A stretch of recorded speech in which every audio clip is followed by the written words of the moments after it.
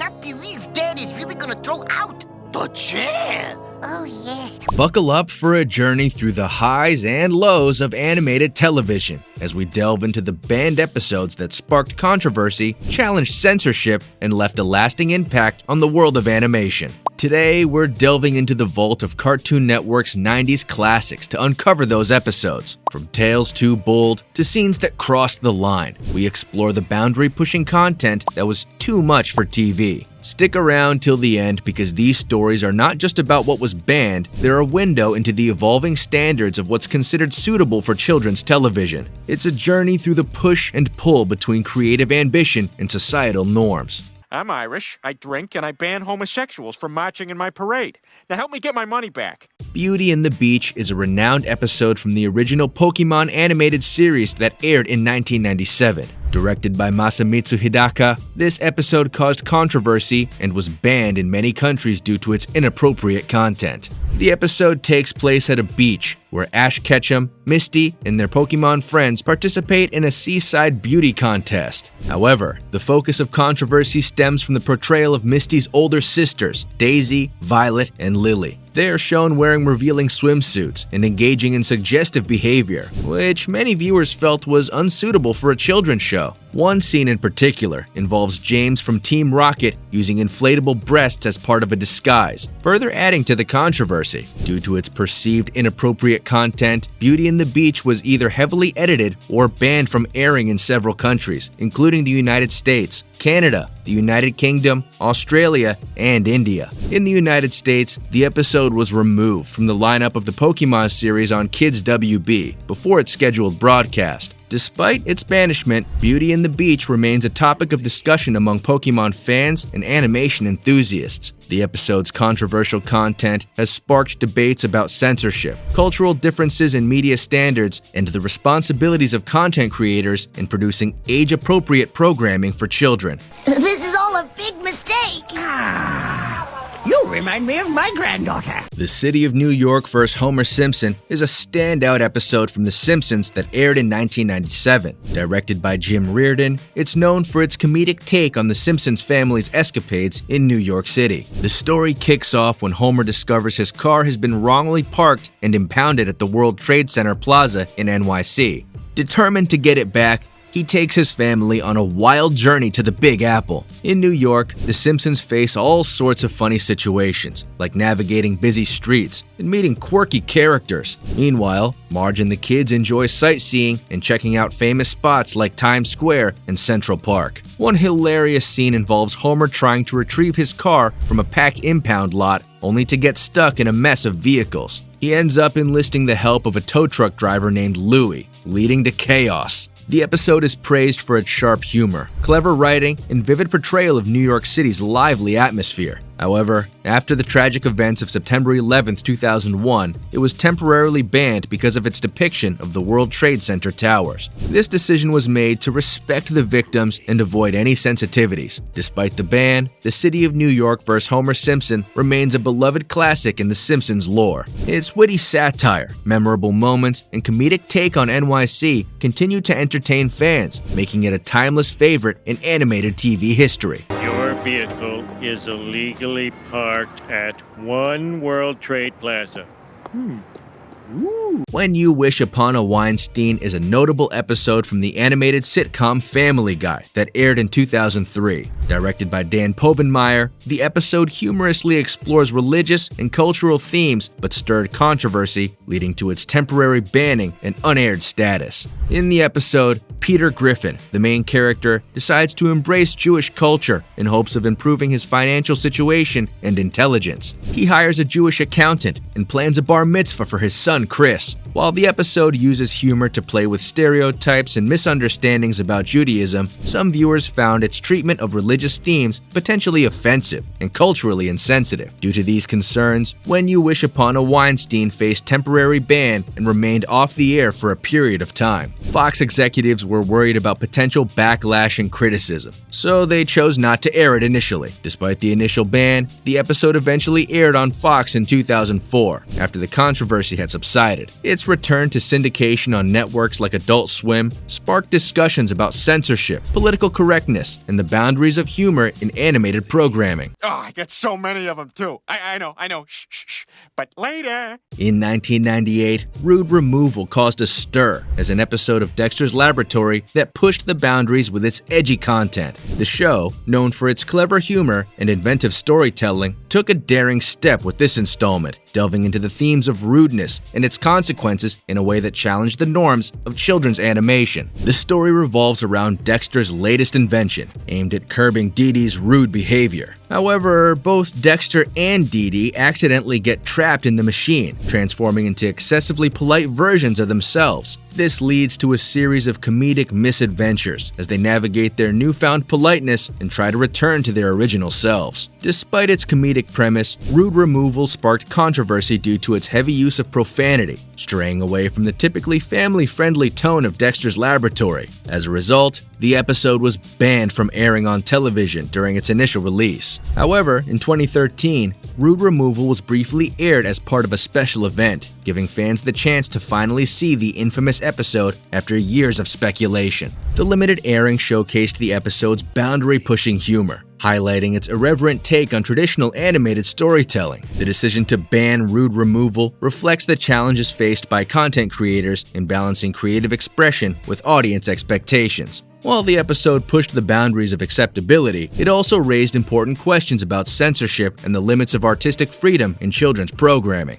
This machine has the ability to remove and contain the most annoying personality trait known to man. Luck Be an Ed Tonight / A Room for an Ed is an episode from the animated series Ed, Edd n Eddy, first aired in 2001. Although it wasn't banned or heavily edited, it's often talked about because of its gambling references. In Luck Be an Ed Tonight, the Eds find a coupon for free Jawbreakers, their favorite candy, but it expires that day. They rush to the candy store, but realize they need money to buy the Jawbreakers. So Eddie comes up with the idea to make money by hosting a gambling booth where kids can bet on games. The gambling part of the episode has raised concerns among parents and TV groups. However, the show doesn't focus too much on gambling itself. Instead, it's about the characters' crazy adventures. In the second part, A Room for an Ed, the Eds find a fancy room in the woods and decide to turn it into a secret clubhouse. They face challenges trying to keep it hidden from other kids. Although Luck Be an Ed Tonight and A Room for an Ed hasn't been banned or censored heavily, it's often mentioned in discussions about the show's content. Fans still love the show for its humor, creativity, and unique animation style.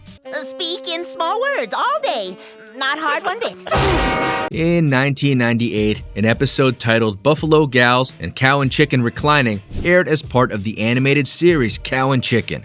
Directed by Robert Alvarez, David Feiss, and Bill Reed, this particular episode caused quite a stir due to its controversial content. The episode starts innocently enough, with Cow and Chicken's home being invaded by a group of female bikers called the Buffalo Gals. However, what follows raised concerns among viewers and critics. Buffalo Gals received attention for its portrayal of lesbian stereotypes and suggestive content, which many felt was inappropriate for its young audience. The episode contained scenes with sexual innuendo and imagery that worried parents and advocacy groups, leading to its removal from reruns. As a result of the controversy, Buffalo Gals and Cow and Chicken Reclining was pulled from syndication and replaced with another episode called Orthodontic Police during reruns. This decision highlighted the difficulties faced by children's animated shows in balancing mature themes with age-appropriate content. Despite being banned, the show remained significant within the Cow and Chicken series, sparking discussions about LGBTQ+ representation in children's media and emphasizing the importance of sensitivity in storytelling.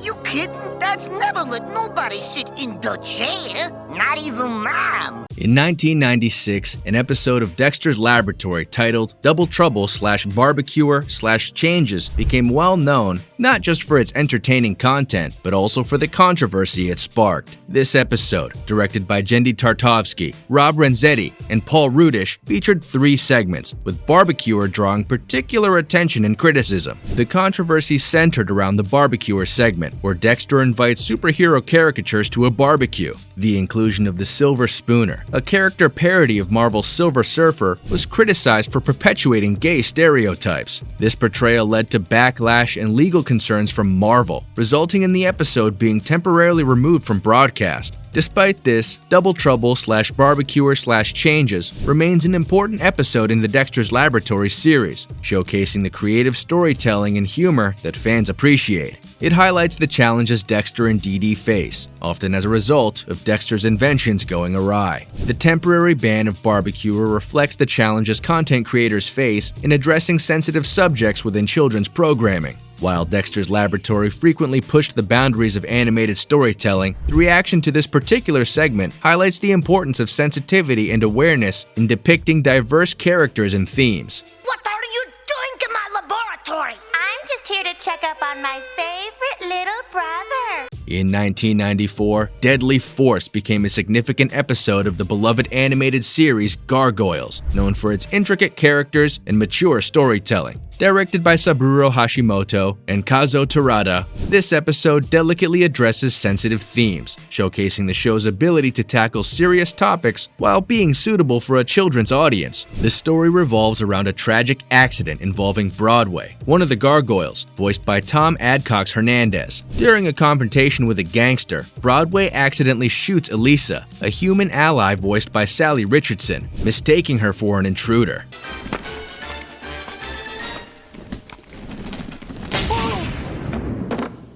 The aftermath of the incident leaves Broadway devastated, leading Goliath and the police to mistakenly pursue a gangster as the culprit. Deadly Force earns its TV Y7 rating by exploring the consequences of violence and the complexities of grief in a nuanced way. The episode doesn't shy away from depicting Broadway's anguish and guilt, portrayed with sensitivity and depth. The talented voice cast adds to the emotional depth of the story, infusing their characters with humanity and vulnerability. However, Deadly Force faced controversy due to a traumatic scene showing Elisa's injury, including the depiction of blood. The scene, crucial to the episode's narrative, raised concerns about its suitability for younger viewers. As a result, the episode was temporarily banned and underwent edits to remove any traces of blood before it could be aired again. Despite its temporary ban, Deadly Force remains a standout episode of Gargoyles, praised for its emotional depth and thought-provoking storytelling. Its exploration of complex themes continues to resonate with audiences, solidifying its place as a memorable and impactful installment in the series.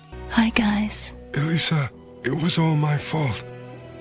I was playing with your gun. In 2003, an episode titled Man's Best Friend from the animated series Ren and Stimpy caused quite a stir and was ultimately banned from the original series. Directed by Kelly Armstrong, Bob Jock, John Quick-Falsey, and Vincent Waller, the episode took a departure from the show's usual comedic style, delving into darker and more violent themes. The story revolves around Ren and Stimpy being bought by George Liquor, a strict disciplinarian aiming to teach them obedience and respect. However, George's methods of discipline quickly escalate to extreme levels, leading to a scene where Ren brutally attacks him with an oar. This portrayal of violence, along with the references to tobacco use, outraged viewers and resulted in the episode being banned from airing on the original Ren and Stimpy show.